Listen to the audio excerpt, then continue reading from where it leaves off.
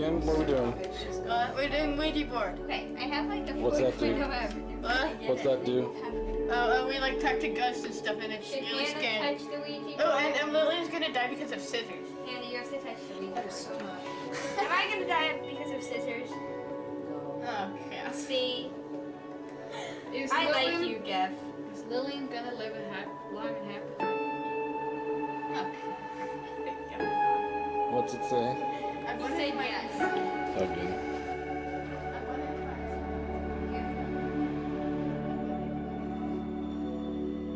The day Lillian was born was a really amazing day. She was born at 6 in the morning on a Sunday morning, March the 3rd, 1991. My parents let me kind of sit with her, and I started singing This Land Is Your Land to her, because that's a song that my dad had sung to me before going to bed. But when I got back after doing some errands, I found out that Lil had been in Kate's arms nursing, and she just passed out. She just went completely limp. We had geneticists and heart doctors and all kinds of doctors trying to figure out what's wrong with her, and no one knew anything. The doctor said, I can't explain it. I can't give you any reason why this happened. She said, sometimes I've seen like children aren't quite ready to be born. Like they still have a foot in the other world and they're not sure, you know, whether to stay in this one or not. And, you know, it looks like she's here and she's okay now. And I can't tell you anything else except to take her home and love her and not to worry too much. I think she knew her life story.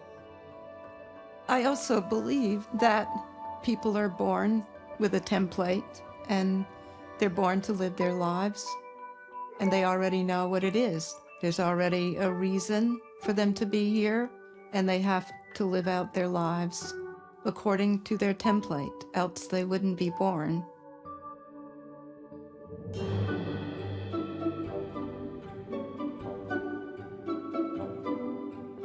This is a story about me through my father's eyes. In a diary he kept, and then in a book he wrote. And since it's about me, I'm going to help tell the story, with his words and even mine. Oh, and with his shaky camera too. I'm Lillian Chasen.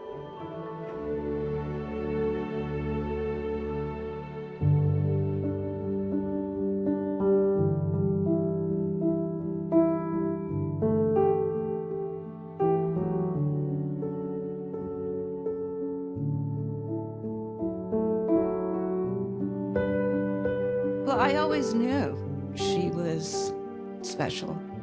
And when she was growing up, people were attracted to her. You gotta tell me what you're doing. Wink. Winking. That's a good wink, Will.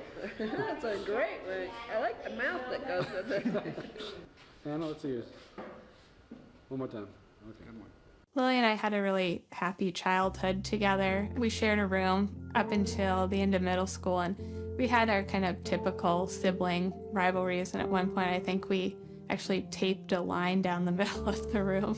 So, you are a sister, and sisters always share a special bond, and we fight a lot. But I still look up to you, and I love you with all my heart. Love you, Hannah. You could feel like she was a level above the rest of us in high school, just in maturity, in wisdom. I met Lillian in 7th grade. She was the coolest person I'd ever met. She was the one who introduced me to all different types of new music and new movies. And suddenly, after meeting Lillian, it was like this whole new world had opened up. And I feel like she was always my kind of coolness spirit guide. I think the second time we got together, it was for her birthday. And I remember that day sort of helping her cut the cake, and we were kind of chatting all night. And that was, I think, where things sort of sparked and took off from there. He was incredibly attentive to her. They were kind of like an old couple in a lot of ways because they took very good care of each other. You and her just were it. It was like two pieces of a puzzle, and it was like watching a much older couple. We immediately sort of clicked. We were very comfortable with one another. We sort of fell into a very, very comfortable relationship very early. And so when Lil was, I guess 16 is when we found out that she had Stargardt's, but she'd been having vision problems for a year or two before that. It's an impairment of your vision where the macula, which is the central part of your eye, decays over time. If you were a patient with Stargardt's disease and you were looking at my face, if we were early in the disease course, my face might appear quite blurry and my features may not be recognizable, whereas the peripheral parts of the retina would be perfectly okay. In later courses of the disease, where you're actually losing a lot of cells in the macular region, my face would be entirely black. Again, peripheral parts of the retina would be fine. She said she was having trouble seeing, so we took her to the optometrist, and we brought her back a couple of times and she was still having trouble seeing. And that's why he suggested that we go see a retinologist, that maybe it was something more serious, because he had tried everything he could. She was very healthy. She was athletic. She played softball. That was her main sport, and she loved doing that. She was active. You know, there was nothing about her that gave any indication that she was sick.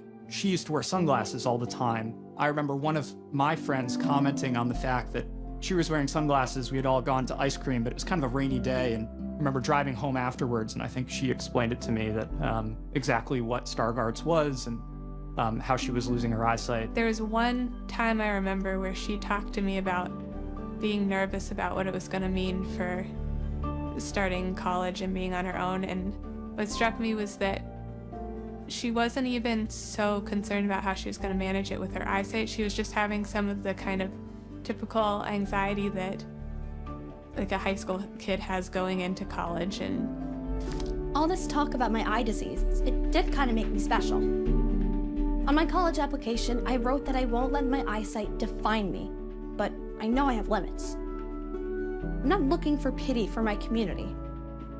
I have no remorse, no regret. In many ways, my lack of sight has opened my eyes. So I just want to say on this, my graduation day, that I want to thank all of you because you've all been such huge influences in my life, and you've watched me grow up and helped me get to this point. And I love you all very, very much, and I know that if I can aspire to be anybody, it's all of you together in one big bundle. So happy graduation day! Cheers! So things like being able to act, you know, she acted up until she left for North Carolina because even though she was having trouble seeing, you know, she would look at her stage directions and memorize things and do the best she could.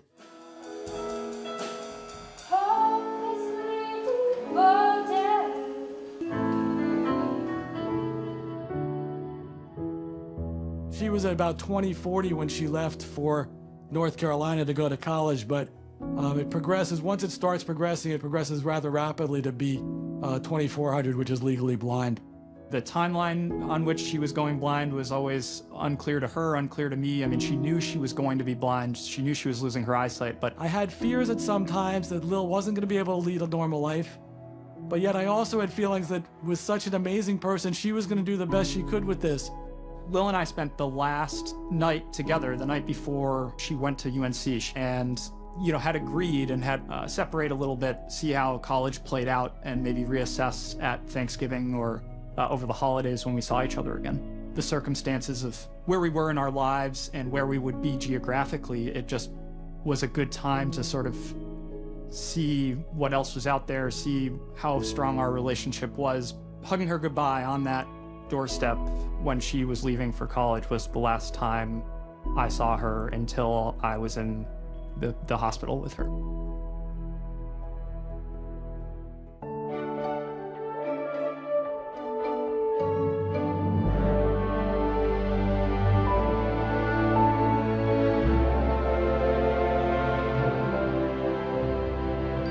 My name is Mark Perry. I am a teaching associate professor at the University of North Carolina at Chapel Hill in the Department of Dramatic Art. I'm the author of A New Dress for Mona, the play in which we cast Lillian. The story is of a 16-year-old girl from Iran who in 1983 was executed because of her beliefs. She was a member of the Baha'i faith, but her beliefs were powerfully about love and unity, and the greatest crime she committed was teaching children's classes in her community. Everyone had signed up for the second night of auditions that wanted to audition, except for one person. That was Lillian. She signed up for the first night of auditions. You know, right away, we We looked at her, the director, Joseph Mabel, and I, we looked at her and said, wow, she'd be great. Before she was leaving this first audition, she stopped at the door and she was like, I need to be part of this play. And she was shaking. She said, so whatever role, I need to be part of this play. There's nothing better than being on stage. It's where I feel most alive. And when I got the lead in this play as Mona, that was everything to me. I just had to be her. What meaning does my life have? Mona gave up everything for her belief.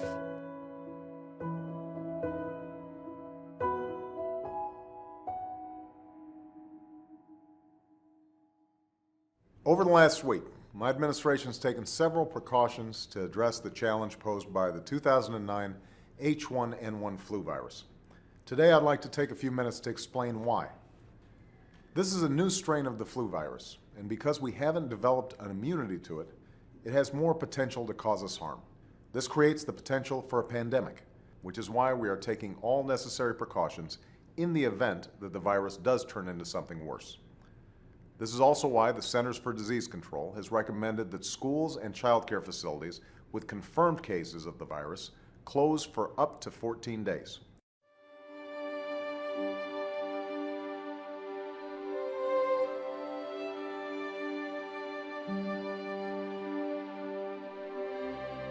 The first visit Lillian had with her health services at the school, from what we can tell from the notes, that it seems like they pretty much brushed off how severe her illness was. I remember the day very well. It was a beautiful Sunday in the fall. It was in November, and it was a shiny, sunny day, and I was teaching a course on crystallography.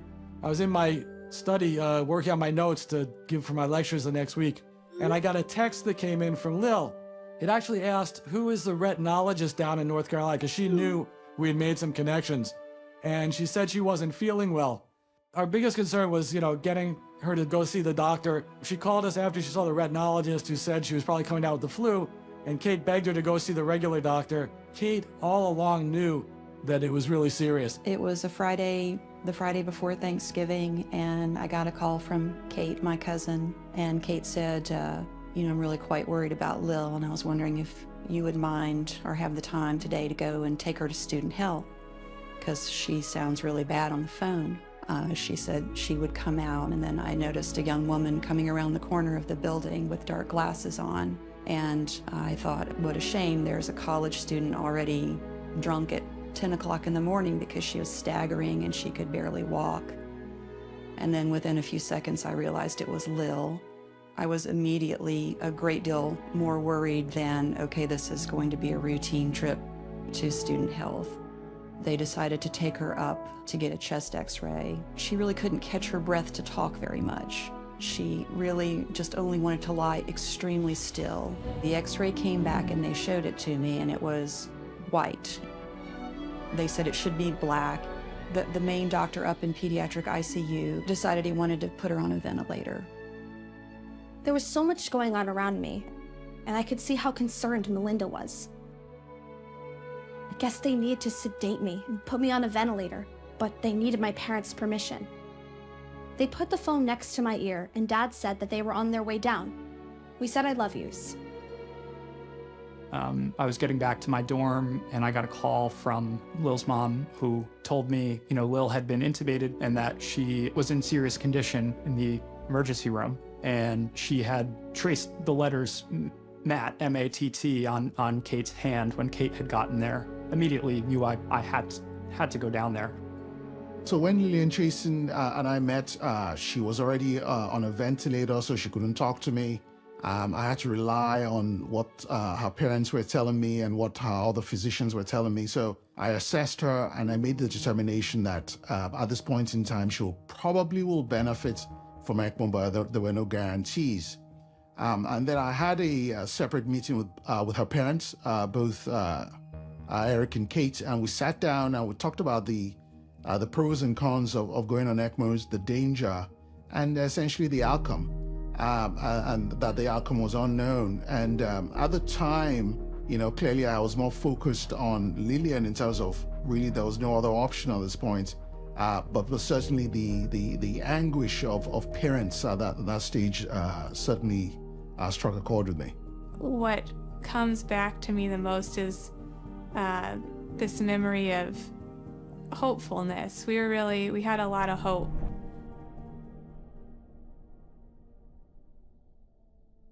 On Thanksgiving morning, we got up and went to a cafeteria for about 40 minutes and came back.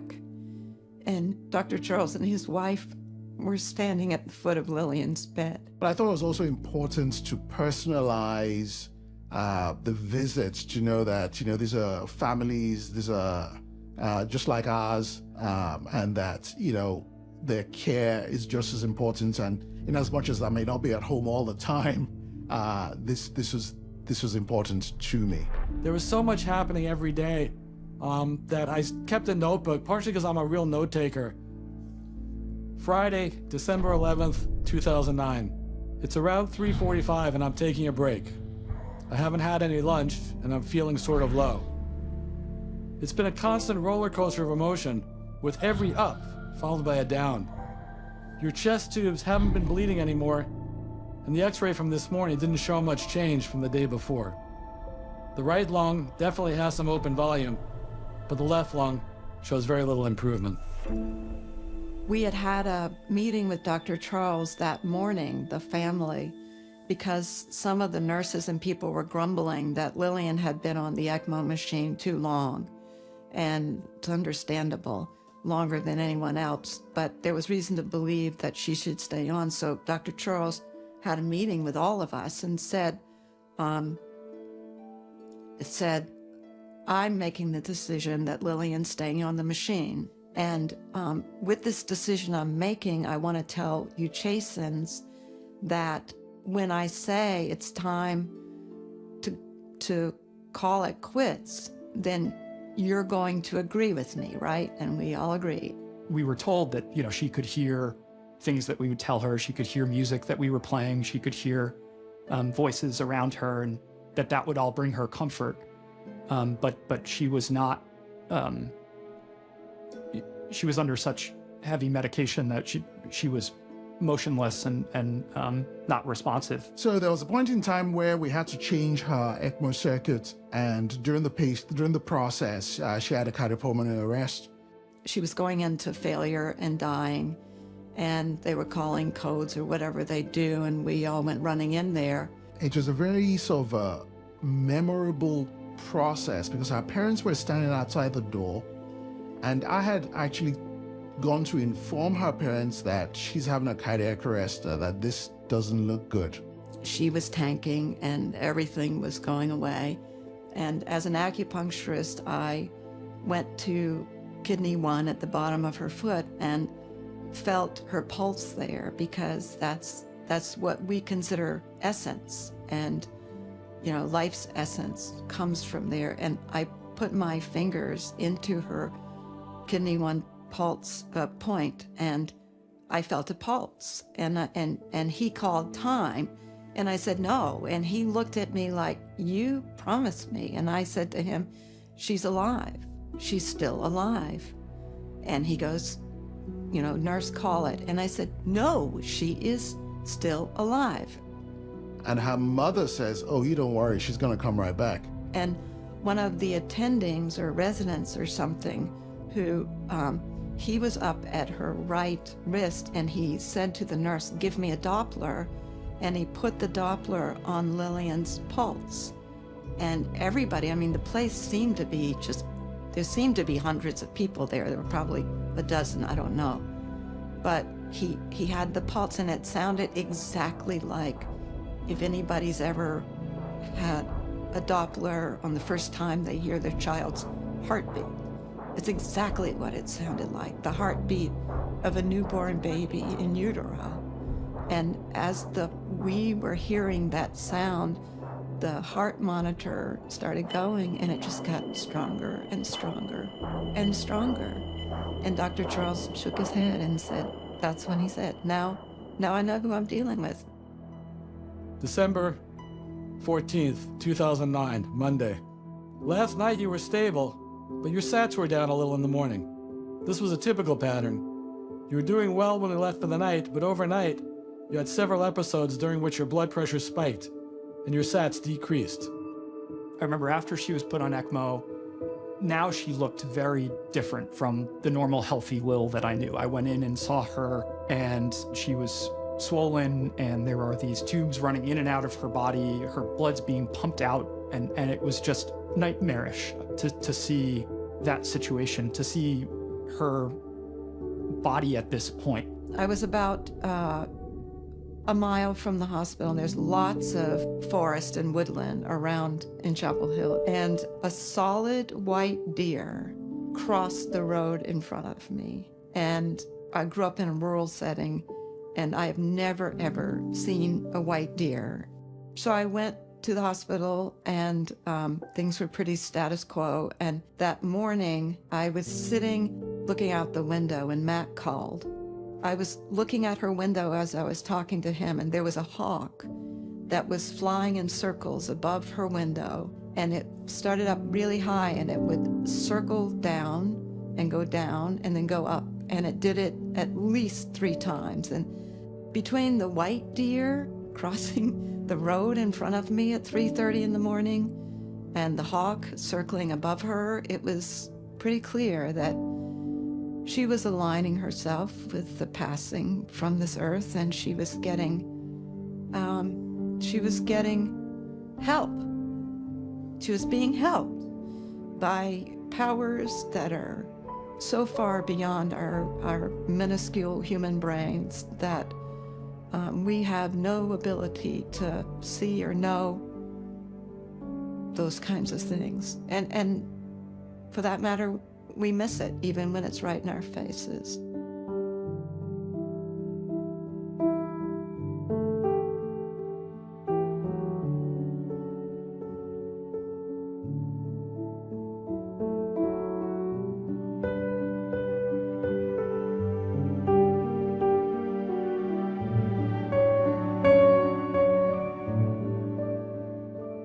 Dr. Charles told us that if we wanted, he could discontinue the sedation so that Lil could be conscious briefly before he stopped the machine. I looked at Kate and Hannah to see what they thought, and the look on their faces mirrored my own feelings. I couldn't imagine anything more cruel than to wake her up only to learn she was about to die. Even though it would have been priceless to have one more conversation, it would be kinder to keep the sedation on. She'd always seemed to be resting comfortably, so this would allow her to slip away quietly and peacefully. When we finally told them it was okay, they turned off the oxygen to the ECMO machine. For a brief period, her sats stayed up. I hoped maybe there'd be another miracle and her lungs would start to work. But soon, her blood pressure started dropping, and then her pulse rate decreased. She never struggled or seemed to suffer as we said goodbye. Then her heart quietly stopped beating. It's a strange thing, dying that is. My parents and sister couldn't leave the room. I'm pretty sure my dad was thinking, how could he move on? Go on living. But he knew I'd tell him, Dad, it's a waste. Family and friends have said their final goodbye to Lillian Chasen. Funeral service was held for the Barrington teen this morning. Freshman Lillian Chasen died yesterday after being in critical condition for weeks. Lillian Chasen's friends say she was so happy at Carolina. She'd recently been cast as the lead in a play to open next month. Lillian was an amazing friend. She was full of compassion, and she would always be there for you. Now they are trying to be there for each other. They thought things would turn out differently. I remember vividly thinking, I don't think I'll ever have a friend like that again. That something really special had just left. I don't think I'd ever see it again. Shortly after Lillian had passed, I was actually exhausted, and I was emotionally drained. And I decided to just go home, and I just went to bed, and I probably was in bed for about 24 hours. And essentially just replaying in my mind, what else could we have done? He dedicated himself to Lillian for 29 days in a way that I can't imagine any doctor ever being able to do that to the extent that he did that. I think we left no stone unturned in trying to save Lillian. At the end of the day, the disease process was overwhelming and her lungs never really did recover. You know, there wasn't room for anger, even afterwards.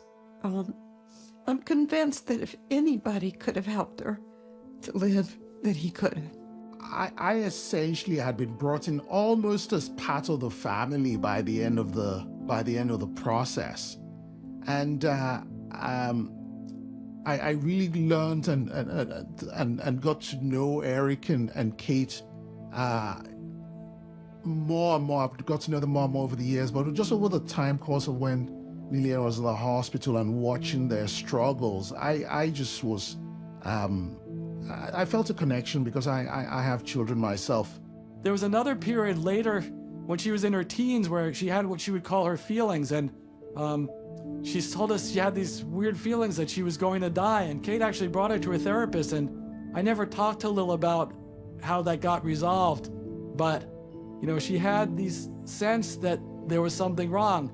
A couple of times in my life, particularly when we were out west, because there's more of it out there, I saw a psychic. Towards the end of the reading, she said to me, "You will outlive one of your children." Lillian was probably about, I would guess, maybe 4 or 5.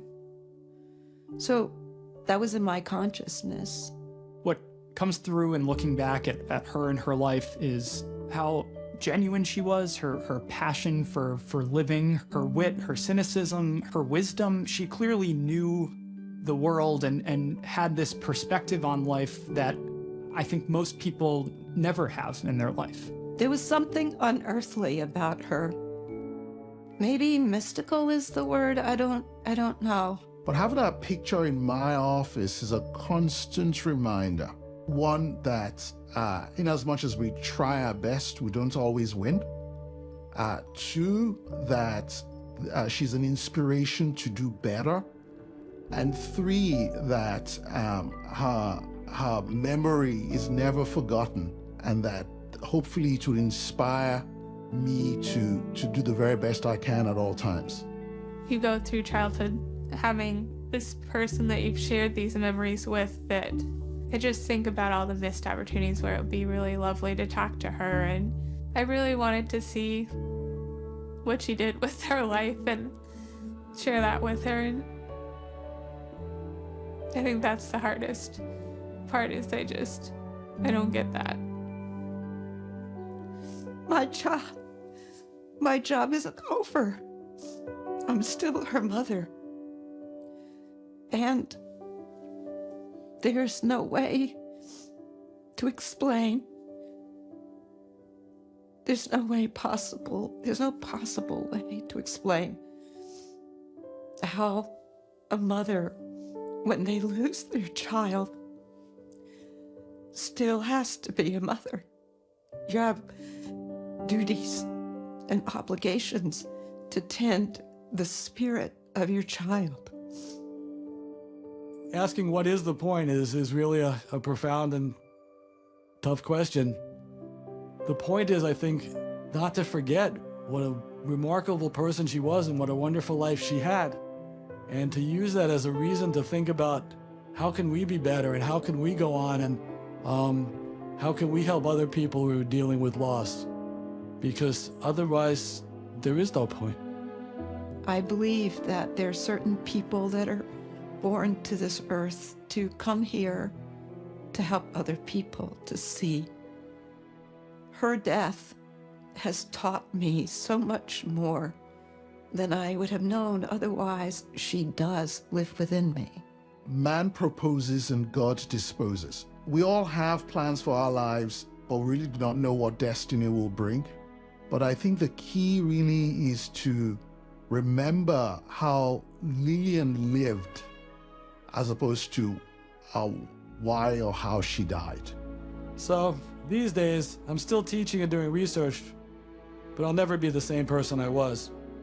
There will always be a hole in my life that may be covered over, but can't be filled. With Lil's passing, I lost the illusion that life made sense, that we can count on anything.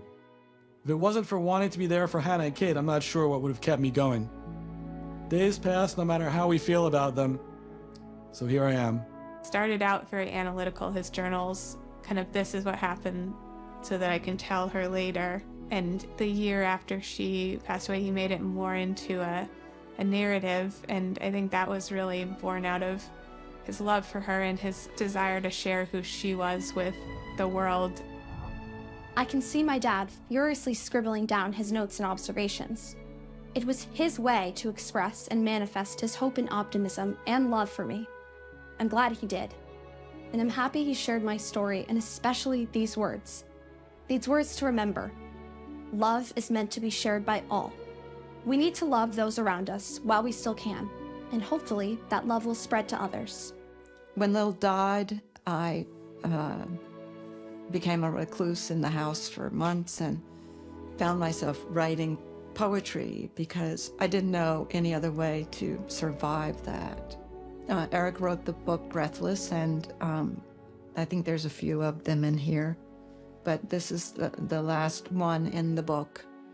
It's called The Next Empty Thing. Dear God, let me live with my altar hollow, the kind of nothing that talks about Lillian's body out there in the box, with no need for one more glimpse, because one more glimpse would be just that, nothing more. Let the box and its contents roll over into that next empty thing.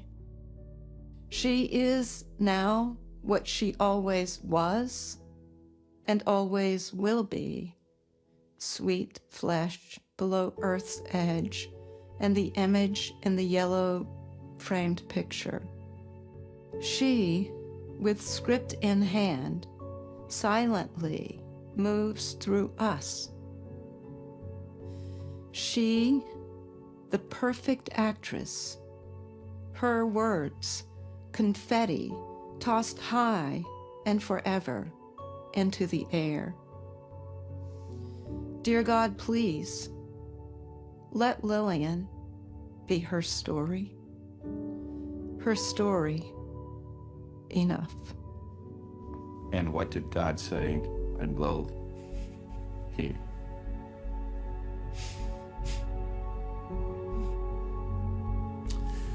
What would God, I hope God said to Lil when she got to heaven.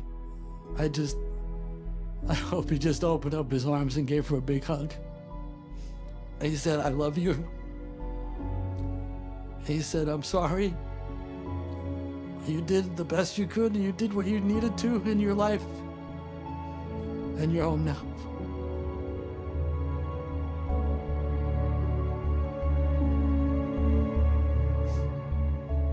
You're right. That was a tough one.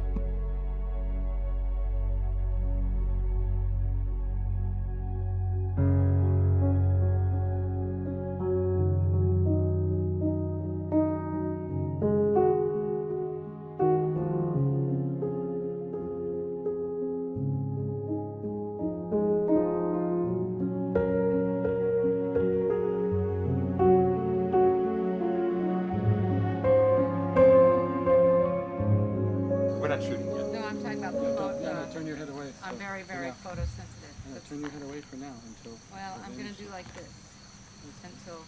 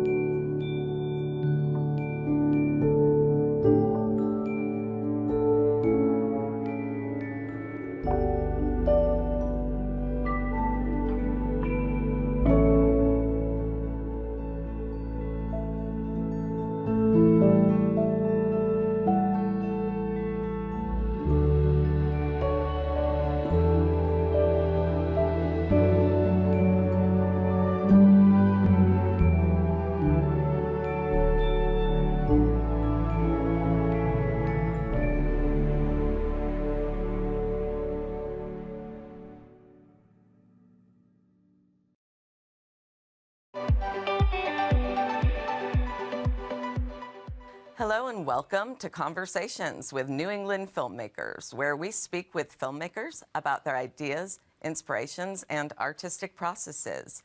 Dante Bellini is a Rhode Island filmmaker and director of Lillian. He's joined by Eric Chazen, Lillian's father, and author of the book Breathless. Thank you, Dante and Eric, so much for being with us today. Our pleasure. I'll start with you, Dante. Can you tell me about how you discovered this story?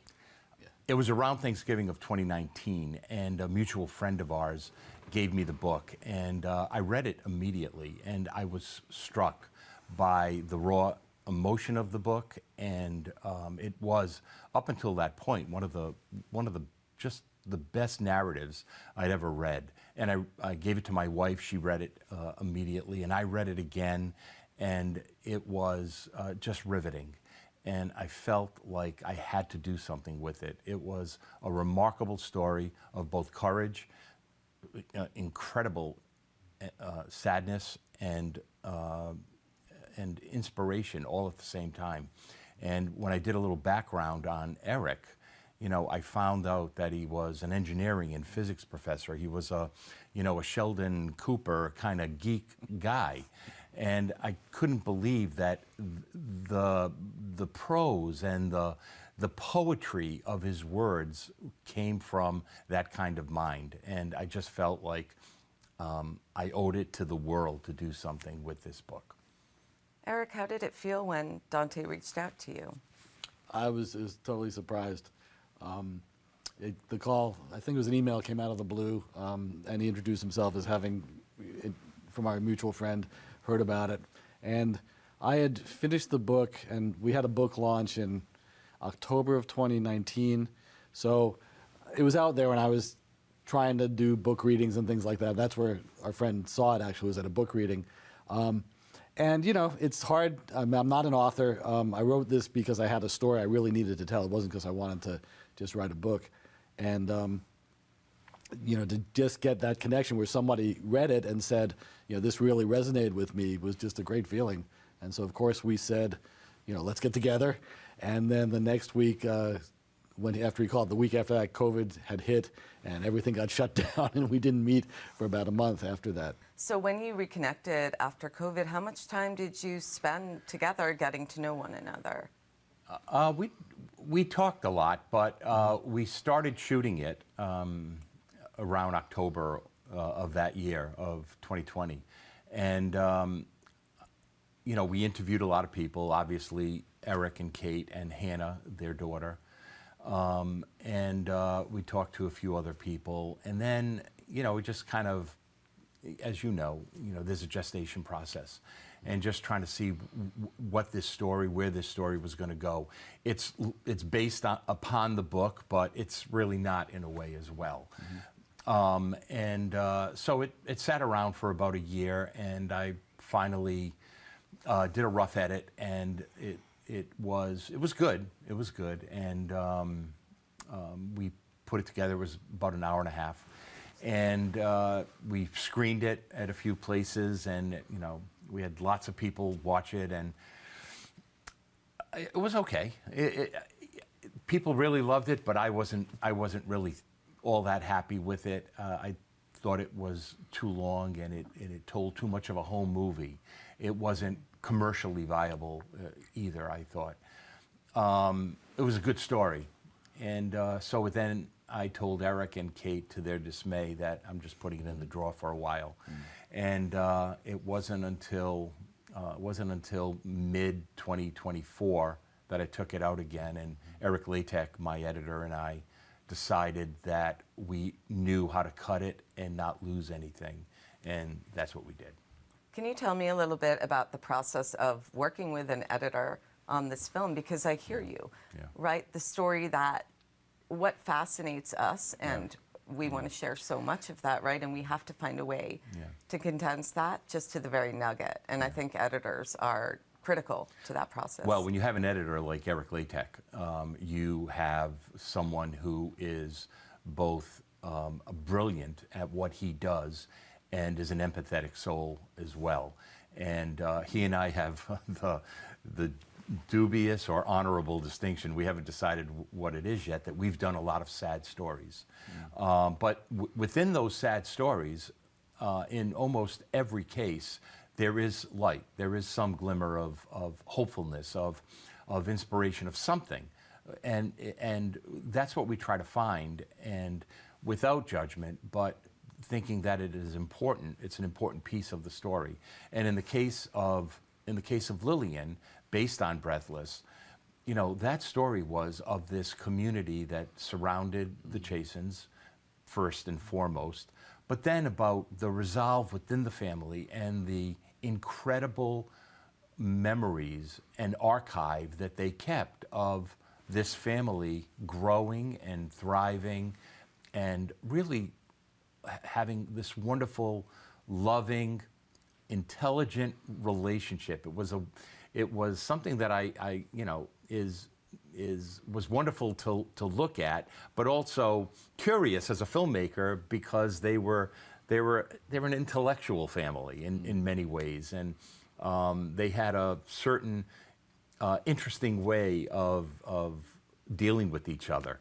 And so that is all that's a lot of the stuff that we try to insert and stick in there. And Eric is really good at finding images that will accent those pieces.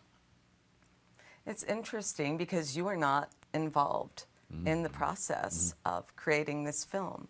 So what was that relationship like in terms of trust? Yeah, I think it was basically when Dante came to us, it was clearly he came out of, you know, a desire to tell this story that we wanted to share with the world, and we basically trusted him that you know, that he was going to take the material and do with it. We didn't really, I hope you feel this way, we didn't really tell you much about how we wanted you to do it, right? It was completely up to you, with the exception that we wanted to see it in the end. And you know, just let him run with it and gave him as much support and much access to material and things like that as we could. But it was pretty much, you know, we decided early on, like, this isn't going to work if, you know, if we have a strong opinion about how we want it to be.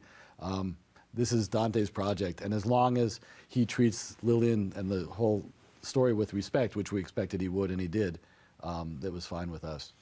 As you know, Tracy, there's an inherent need to be honest in doing this, and there are things within, you know, every story that we tell that is, you know, maybe you know, the person or the subject or, you know, family may not want told. And, you know, in the case of this film, I can tell you, you know, honestly, and I think Eric knows that, Kate didn't want to be in it. Kate didn't want to be part of the book. And I totally understand that. And Kate and I have a very interesting relationship. That is, we love each other a lot, but, you know, she puts me in my place and I try to put her in her place, but it's not always successful. So it was hard getting her to sit down and to do it. But when she did it, because I think in the end she did trust me, as you know from watching the film, there is an immense presence about her. She is as mystical as Lillian is to me. Kate tells a story in very few words, and you know that the story is completely honest and forthright, and she's feeling it within every fiber and cell in her body. And you know, to me, that's all we can ever ask for when we're filming something, right? When we're doing an interview, that people are honest, and they can somehow share that in a very engaging way as well. And that's what Kate did, you know. So she went from, you know, not wanting to do it to doing it reluctantly and being a very important part of this film, obviously. Tell me a little bit more about Kate. So Kate is a much more creative person than I am. She's going to hate that we're talking about her. Sorry, Kate. I'm curious. Love I'm you, curious. honey. But so she's I'm a professor, and so I advise students about their career paths, and mine has been very linear, right? I went to grad school, I got a job. Kate's has been much more interesting And I tell them that's why I contrast us, because there are different ways to get to where you should be, but she got there a very different way, but it ended up exactly where she should be. She started off getting an MFA in painting, so she's a painter, was her real passion.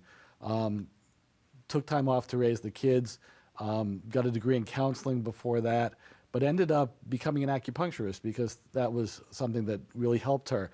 And so while the kids were growing, she went back to school and became an acupuncturist. And when we moved to Rhode Island, she practiced as an acupuncturist for 20 years. So she's much more in tune with her feelings and the creative process and things like that. And when Lillian was ill, she had never been a poet to my knowledge before that, but she started having to express her feelings through poetry, and just has this beautiful book of poems that she wrote that resonates so incredibly with people, that really expresses her feelings. So she's much more sort of the person you might have expected to do this kind of thing. But I think when you see the film, it's extremely emotional for her to have to talk about these things. And when she agreed to do it, she did it because she thought that Lillian would want her to. And so I think that that's always been the thing for she and I and Hannah that's guided us, was always to think like, well, okay, I don't know, I've never been here, we never did anything like this. What do you think Lillian would want? And she wanted to tell a little story to get out there, so she was willing to do this, which I know was very hard for her. But I think I gotta say one last thing, I think she was phenomenal. She's just, I just can't believe every time I see it, I can't believe it. She said something so profound that I had never heard before. I think we all think it, but she said one thing that was like incredible. And she said, even if your child isn't here anymore, you can't stop being a mother. You have to tend to that child. And to me, that is the seminal part of this film, is her saying that, because it's the absolute most truest, biggest part of love, right? That it transcends being together, right? It's always, it's everything, it's all the time, it's everywhere. And she articulated that, and I can't believe that she did it on camera. She had the sense of and the presence of mind to say that. There was a moment where she talks about feeling Lillian's pulse on an acupuncture point, right? And that is a really potent moment, because it's hard. It's hard to stand up to a doctor. Yeah. It's hard to stand up to a doctor you trust. Yeah. And she just made that leap to say, hey, look, I know my kid, and I know her body, and I feel this happening. And that really struck me. Well, that's a really important juncture in the film, as it was in the book, because Lillian was coding, and they were ready to call it. They were ready to give the time of death. And Kate did what she did with, feeling for the pulse in Lillian's foot. And she just held her ground in there. And it was a moment that I think many of us would not stand up to a medical establishment and say you're wrong. She did. She was right. And it's pretty amazing. It is amazing. It really struck me. Right. And it's at that point also that we think the story is going to go one way or another. Right. And the reason I wanted to tell us is the reality was that's exactly how we felt. You don't know how things are going to turn out. And often when you tell a story, in hindsight, you're too flavored by the way you know it turns out when you tell the story. I really wanted to try to get that feeling across of being in the moment, of what it felt like for us to be there, because that's the thing that, that I just had to share about Lillian's story. There's a moment that you shared with me where you had to make a really difficult choice around your comfort versus Lillian's comfort. And as a parent, it's the most extraordinary, courageous moment that you were holding her. You were holding her space rather than thinking about yourself or what your needs might be. Can you tell me a little bit more? Sure, of course. So we had a very good relationship with Dr. Charles, who was the head in charge of ECMO. And that's why it was unusual he had always told us, when I tell you things, you have to do them, you have to accept that. And so Hannah kept going against his wishes and saying I'm going backwards, that she still had a pulse was not, we didn't try to be difficult with Dr. Charles. We didn't try to, we had very few occasions where we disagreed with him. We were really impressed with him and proud of all he did for her. But at the very end of this story, unfortunately, he asked us, when we knew that Lillian's organs were failing and that she wouldn't be able to survive, he asked, and so we were reaching the point of where we're going to allow the machines to be turned off, and we knew that she would pass away. And he said she had been sedated for 3 weeks, and he said he could turn off the sedation and give her a chance to come back to consciousness so we could have a last conversation with her. And we just, I don't know what Kate and Hannah were thinking at the time, but I just thought that would be the most difficult thing to do for Lil. And I looked at them and they both agreed, this is not something that would, although it might feel good to us to have a chance to talk to Lil, this would not be something that we could do, that we could allow her to go through. So we decided not to. So we ultimately had to just turn the machines off and then, prayed for a miracle. And but unfortunately, she's pretty soon after they turned the machines off, she passed away. I have this philosophical discussion with people all the time based on the movie AI by Steven Spielberg. And if you could bring somebody back that had died for 24 hours, would you do it? Like what happened in that film? And I always say that I just couldn't do it, because then they would be gone again after 24 hours. And so when we were constructing that scene, it was just, to me, it was like kind of the same thing. You wake someone up to say goodbye, but having them know that they're going just seemed to be the cruelest thing ever. So it was, again, another moment of profound unselfishness by Hannah, Kate, and Eric in their total and all-consuming love for Lillian that I just found remarkable. And I'm curious, in terms of the book as well, was it a way to process for you what you had experienced? Yeah. So the process, it didn't start out me knowing, of course, I was going to write the book. What happened is that I'm just a note taker, right? So when we were in the hospital, so much was going on and so many things were happening that I thought, I didn't really need to take notes for any reason, but just because I told myself that it would be nice if I have a notebook that has all these things, because I won't remember, and I can tell Lil when she's better, these are the things that were happening, and you wouldn't believe, this is what they did. So I bought myself a spiral notebook, and I just, every day I wrote down notes about what was going on. And so when we came back from the hospital that first spring, Kate and I were pretty, I don't even know how to describe the way we felt, but we, kept to ourselves in separate parts of the houses. She went to, did a lot of painting, poetry writing, things like that, and I sat in my study. And the first thing I thought is like, well, I might as well take these notes that are illegible because my handwriting is horrible, and transcribe them into something that I could have, and then I'll have like a chronology of it. So I filled it. It wasn't like a verbatim. I actually filled in some extra things that I hadn't put down at the time. So I had a thing like a journal of like, this is what happened this day. This is what happened this day. And I think I might have even shared it. I know I shared it with at least one friend who was interested to have a chance to hear the whole story, but didn't think it was something that people would want to read about, which I completely understood.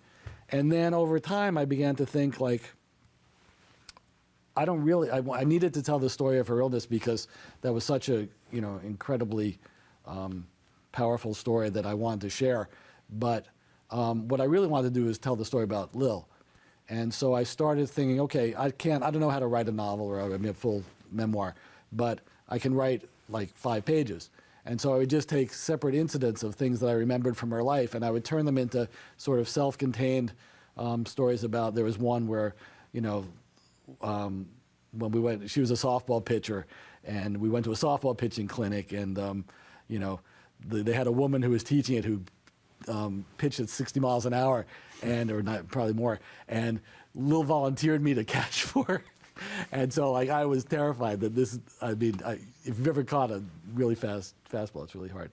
So those kinds of stories, and I could tell that about her being a pitcher. There were stories about knowing that she was losing her eyesight and finding that out and how, and dealing with that. So eventually I put together a whole bunch of these, and I realized, there's a chronology here that was the chronology of her life. And then that was the sort of the arc of her life was mostly finding out when she had this eye disease called Stargardt, so she was going blind. And the chronology of from when she knew she had Stargardts to going to college was sort of one story arc. And then there was the other arc of her being in the hospital. And so I merged those two together. I go back and forth between her life and things that happened in the hospital. And it turned out I think it was a narrative that it certainly was able to tell the things that I wanted to tell. So that's how I wrote the book.